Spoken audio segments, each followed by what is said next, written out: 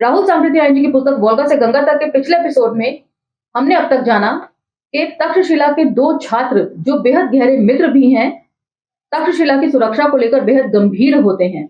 अपने अपने तरीके से वे तक्षशिला की सुरक्षा के उपाय ढूंढने निकल पड़ते हैं।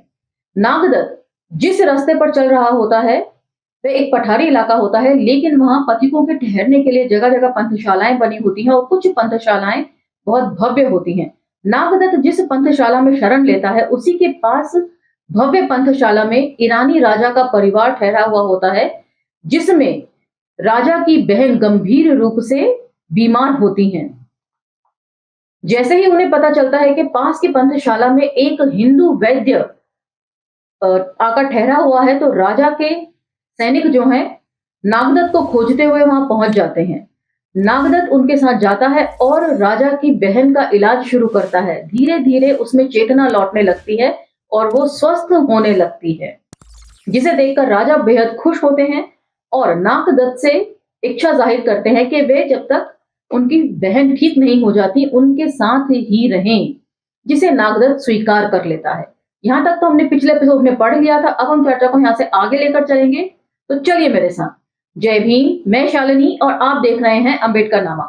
आज हम जानेंगे कि आखिर राजा की बहन ठीक होती है या नहीं होती है, नागदत्त का क्या होता है, ये सब कुछ आज के एपिसोड में हम जानेंगे। चलिए। छत्रपाणी अब हल्का आहार ग्रहण करने लगी थी।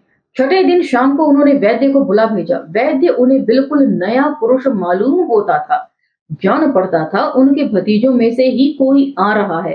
तो पिछले एपिसोड में हमने जाना कि ये हिंदू वैद्य नागदत्त जो था बहुत मैले कुचैले कपड़ों में होता है, लेकिन बावजूद उसकी तरुणाई और उसका रूप लावण्य, मतलब उसकी जो हैंडसम पर्सनालिटी है, उसे देखकर हर कोई आश्चर्यचकित होता है और सोचता है कि यदि इसने अच्छे कपड़े पहने होते तो ये खुद भी राजकुमार जैसा लगता। उसी का जिक्र है ये। पास आने पर बैठने के लिए कहा और बैठ जाने पर बोली, वैद्य, मैं तुम्हारी बड़ी कृतज्ञ हूं। इस निर्जन बयाबान में मजदा ने मुझे तुम्हें बचाने के लिए भेजा है। तुम्हारा जन्म नगर क्या है? तो ये मजदा क्या है ये भी हमने पिछले एपिसोड में डिस्कस किया था। तुम्हारा जन्म नगर क्या है? तक्षशिला। तक्षशिला बहुत प्रसिद्ध नगर है, विद्या के लिए प्रख्यात है। तुम उसके रत्न हो? नहीं, मैं उसका एक अति साधारण नया वैद्य हूं। तुम तरुण हो निसंदेह, किंतु तरुणाई और गुण से बैर नहीं है। मतलब जोश के साथ साथ तुम में होश भी है। ऐसा माना जाता है कि जवानों में जोश ज्यादा होता है और होश कम होता है, लेकिन यहाँ पर जो राजा की बहन है वो कह रही हैं कि तुम जवान होने के साथ साथ अक्लमंद भी हो। तुम्हारा नाम क्या है वैद्यराज? नागदत्त काश्य। पूरा नाम बोलना मेरे लिए मुश्किल होगा, नाग कहना काफी होगा। काफी होगा महाक्षत्रपाणी। तुम कहाँ जा रहे हो? अभी तो परशुपुरी विद इन ब्रैकेट परसेपोलिस, फिर चलने यात्रा करने की इच्छा से ही मैंने घर छोड़ा है। हम भी परशुपुरी जा रहे हैं, तुम हमारे साथ चलो। हम तुम्हारा हर तरह से ख्याल रखेंगे। रोशना, तू वैद्य राज के आराम का खुद ख्याल करना। दास बेपरवाही करेंगे। नहीं माँ, मैं खुद देखती रहती हूँ। मैंने सोफिया को इस काम में लगा दिया है। सोफिया यवनी विद इन ब्रैकेट यूनानी, जिसे मेरे भाई के ने यहाँ मेरे लिए भेजा था। हाँ माँ, तुम्हारा तो कोई काम ना था और लड़की बहुत होशियार मालूम होती है, इसीलिए मैंने उसे ही लगा दिया है। तो वैद्यराज, हमारे साथ परशुपुरी चलना होगा। मैं तुम्हारी इच्छा के प्रतिकूल कुछ ना करूंगी, किंतु मैं चाहूंगी कि तुम हमारे परिवार के वैद्य बनो। नागदत्त कुछ देर बैठकर कमरे में चला गया। तीसरा दृश्य इसका, संसार के इतने विशाल राज्य की राजधानी इस नंगे वृक्ष वनस्पति विहीन पहाड़ों में इतनी प्राकृतिक दरिद्रता के साथ होगी, नागदत्त को इसका ख्याल भी ना था। मतलब पठारी इलाकों में अमूमन थोड़ी बहुत हरियाली होती ही है, लेकिन इस जगह पर बिल्कुल भी हरियाली नहीं थी। एक बार फिर जो है वो गंगा से वोल्गा की तरफ का रुख हो रहा है, थोड़ा सा पठारी इलाका। परशुपुरी महानगरी थी। राज प्रासाद के विशाल चमकते पाषाण स्तंभों, उनके गगनचुंबी शिखरों को बाहर से देखने पर ही शहंशाही वैभव का पता लगता था। नगर की समृद्धि भी उसी के अनुरूप थी, किंतु यह सब मनुष्य के हाथों का निर्माण था। प्रकृति ने अपनी ओर से सचमुच ही उसे अत्यंत दरिद्र बनाया था। मतलब वहां हरियाली नाम की कोई चीज नहीं थी जिसे देखकर हमारा मन बड़ा खिल जाता है जब भी हम कोई हरियाली भरी जगह देखते हैं, लेकिन वहां ऐसा कुछ नहीं था। परशुपुरी और शहंशाह के वैभव को देखने के लिए शहंशाह की बहन अफरा का आश्रय से बढ़कर अच्छा अवसर नहीं मिल सकता था। क्षत्रपाणि ने परशुपुरी पहुंचकर नागदत्त के आराम का बहुत ख्याल रखा, और जब उसने दक्षिणा के लिए जोर दिया तो वैद्यराज ने सोफिया को मांग लिया। वही सोफिया दासी जो नागदत्त की सेवा टहल के लिए लगाई गई थी। अब सोफिया की टूटी फूटी पारसी को समझना मुश्किल हो रहा था। उस वक्त भी नागदत्त को इतना पता लग गया था कि उन चमकीले नेत्रों के भीतर तीक्ष्ण प्रतिभा छिपी हुई है। जैसा कि राजकुमारी रोशना बताती है कि सोफिया जो है वो बहुत चतुर दासी है।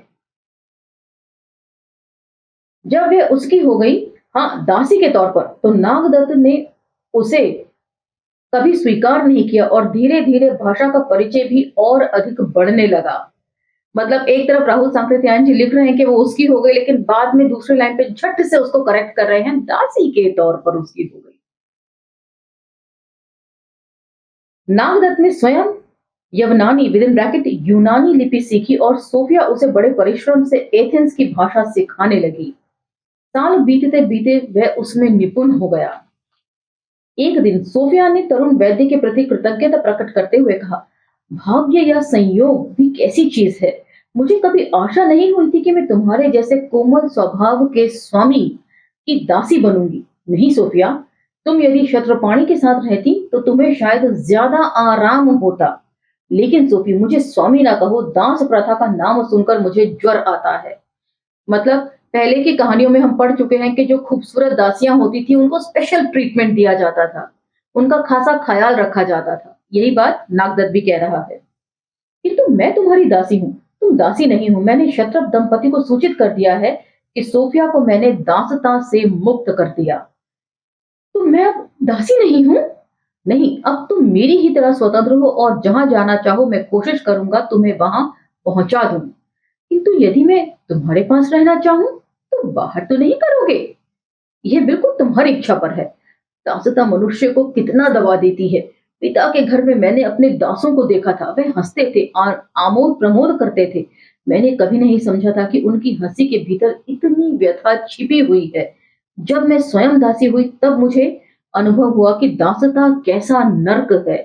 मतलब सोफिया जो है वो शुरू से दासी पुत्री नहीं थी। क्या हालात थे अब उसका जायजा लीजिए। तुम कैसे दासी हुई सोफी? यदि कष्ट ना हो तो बताओ। मेरे पिता एथेंस नगरी के एक प्रमुख नागरिक थे।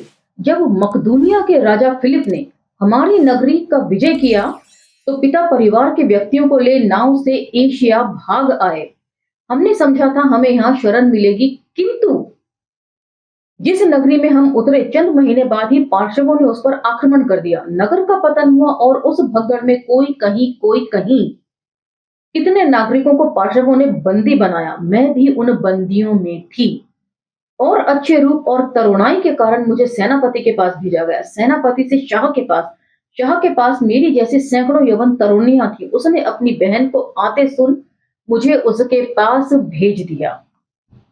यद्यपि मैं दासी थी किंतु अपने रूप के कारण खास स्थान रखने वाली दासी थी।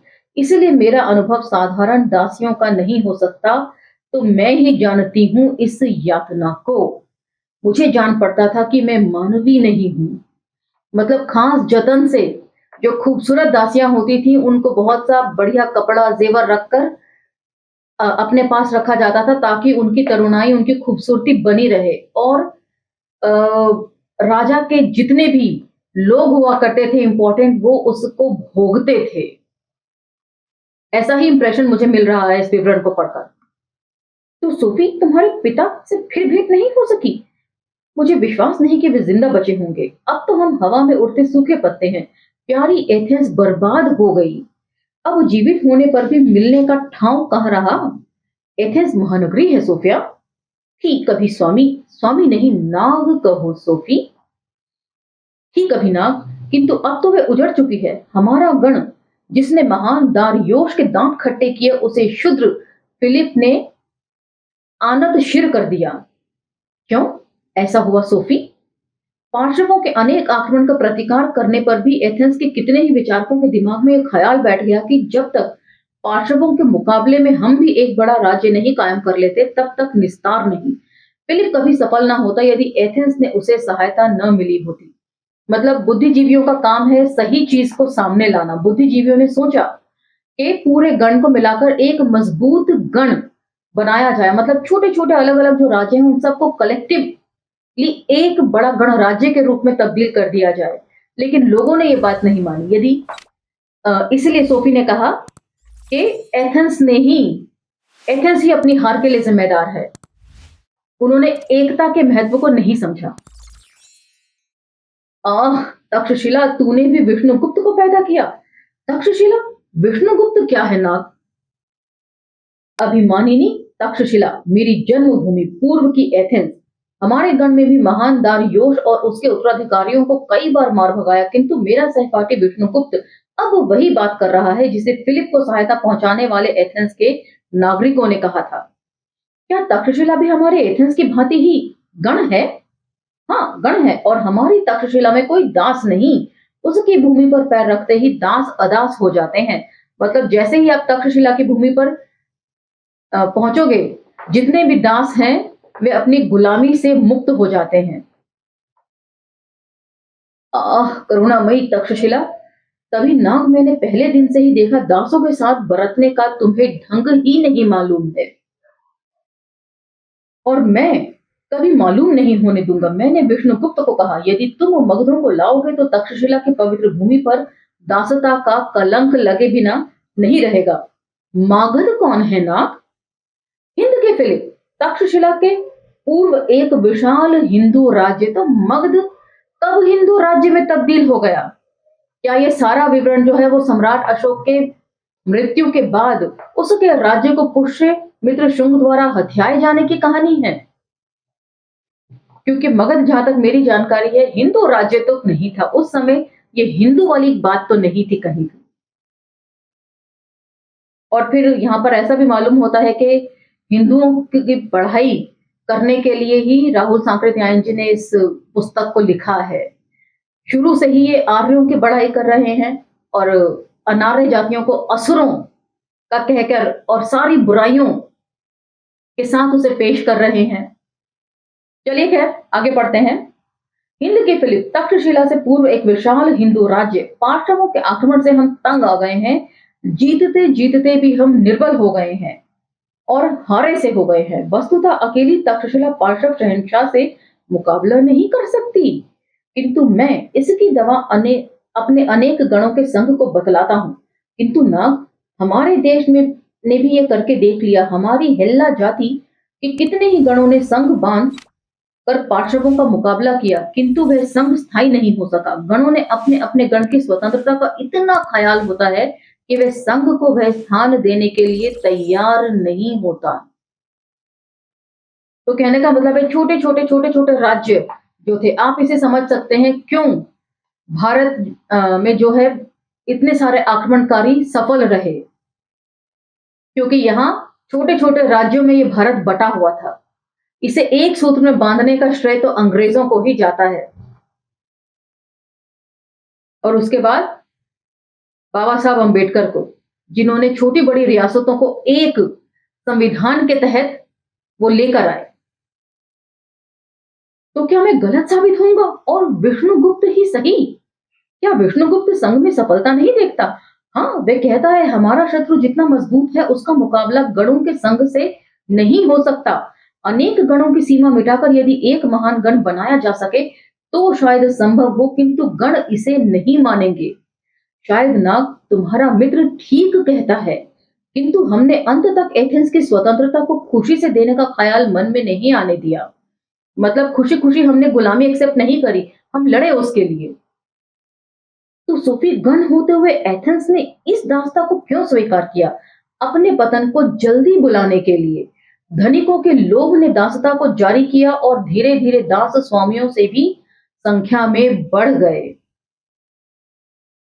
तो बात ये एथेंस की कर रहे हैं, लेकिन यदि आप देखें जाति का विनाश में डॉक्टर अंबेडकर ने लिखा है कि बार बार भारतीयों के हारने की वजह या क्षत्रियों के हारने की वजह यही थी कि सारा भार जो है वो एक ही वर्ग या वर्ण को दे दिया गया, वो था क्षत्रिय वर्ण। दूसरों को हथियार उठाने की तो बिल्कुल ही मनाही कर दी, जैसे कि शूद्र और अस्पृश्य।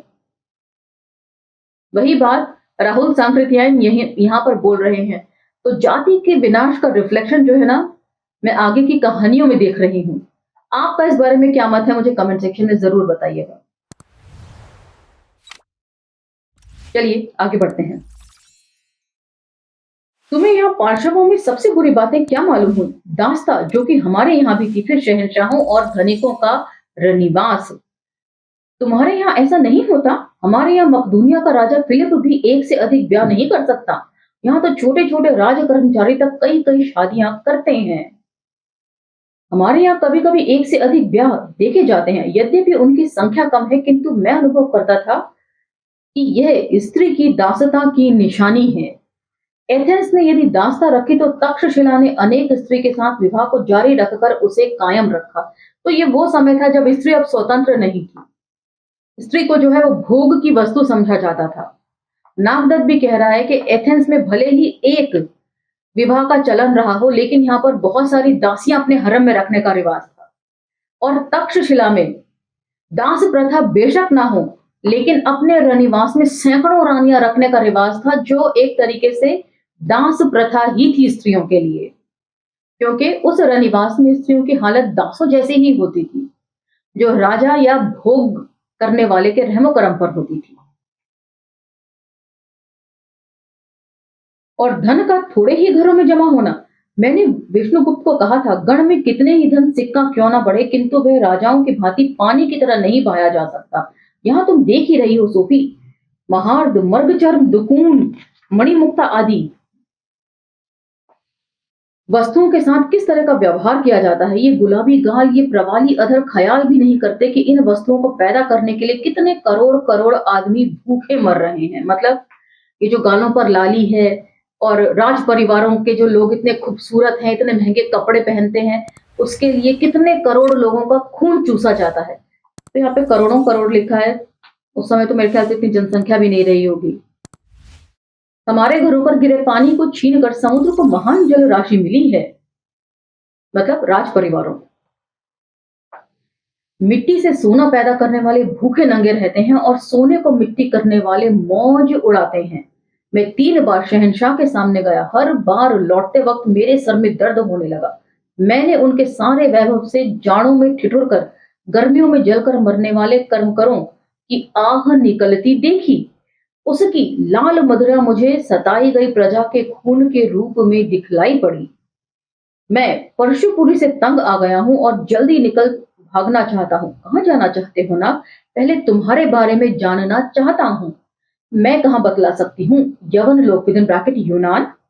पसंद होगा तो उधर ही चलेंगे, किंतु रास्ते में मुझे फिर कोई छीन लेगा, और अब की बार नाग जैसा त्राता नहीं प्राप्त कर सकूंगी। सोफिया का स्वर असाधारण कोमल हो गया था। उसके सुंदर आयात नयन कातर से दिख पड़ रहे थे। नागदत्त ने उसके कान के ऊपर से लटकते सुनहले बालों को छूते हुए कहा, इसके लिए उपाय सोच रखा है, किंतु उसमें तुम्हारी सम्मति की भी जरूरत है। क्या? क्षत्रपानी और शहंशाह से अपने बारे में पत्र ले लूंगा कि यह शहंशाह से सम्मानित हिंदू वैद्य है। तो इनके जो वैद्य शिक्षा थी या विद्या थी, उसके बारे में भी पिछले एपिसोड में मैंने डिस्कस किया है। तो तुमको कोई नहीं छेड़ेगा, और तुम दुनिया को दिखलाने के लिए, नोट कीजिएगा, दुनिया को दिखलाने के लिए वैद्य की स्त्री यानी यदि बनना चाहो तो पत्र में तुम्हारा नाम भी लिखवा दूंगा। तो यही तो मात खा गया ना हिंदू। अच्छी अच्छी बातें करते करते भी अपनी कुल मर्यादा और जाति का ख्याल हर जगह रखा जाता है, बेशक फिर वो कहानी ही क्यों ना हो। आगे सुनिए। सोफिया की आंखों में आंसू छल छल उतर आए। उसने नागदत्त के हाथ को अपने हाथों में लेकर कहा, नाग, तुम कितने उदार हो, और साथ ही तुम उसे जानने की कोशिश भी नहीं करना चाहते। तुम कितने सुंदर हो तुम, किंतु कभी तुमने यहाँ अपनी ओर झांकता पुष्पराज और नीलम की आंखों को नहीं देखा। नाग, रोशना ने कितनी ही बार मेरे सामने तुम्हारे लिए प्रेम प्रकट किया है। उसका एक कोई मरियल सा भाई है, माँ बाप चाहते हैं उसी से ब्याह कर देना, किंतु वह तुमको चाहती है। अच्छा हुआ जो मैंने नहीं जाना, नहीं तो इनकार ही करना पड़ता सोफिया। मैं इन प्रासाद पोषिताओं के लिए नहीं हूं, मैं शायद किसी के लिए नहीं हूं, क्योंकि मुझे प्रेम करने वाली को कभी सुख की नींद सोने को नहीं मिलेगी। किंतु यदि तुम चाहो तो शहंशाह के पत्र में पत्र भर के लिए, बार बार राहुल सांकृत्यायन जी ने इसको मेंशन किया है कि सिर्फ दिखावे के लिए पत्र में अपनी हिस्ट्री लिखवा लूं, शायद यवन देश में तुम्हारा कोई प्रिय मिल जाए कि तुम अपना रास्ता लेना। तो आज का ये एपिसोड हम यहीं विराम देते हैं। इस एपिसोड में उठाए गए सवालों के बारे में आपके क्या मत है, मुझे कमेंट सेक्शन के जरिए जरूर बताइएगा। वीडियो पसंद आए तो लाइक शेयर सब्सक्राइब भी कीजिएगा। असहमतियों का भी स्वागत है। अगले एपिसोड में हम इसके चौथे दृश्य की तरफ बढ़ेंगे। ठीक है, अब मुझे आगे दीजिए। जय भीम, धन्यवाद।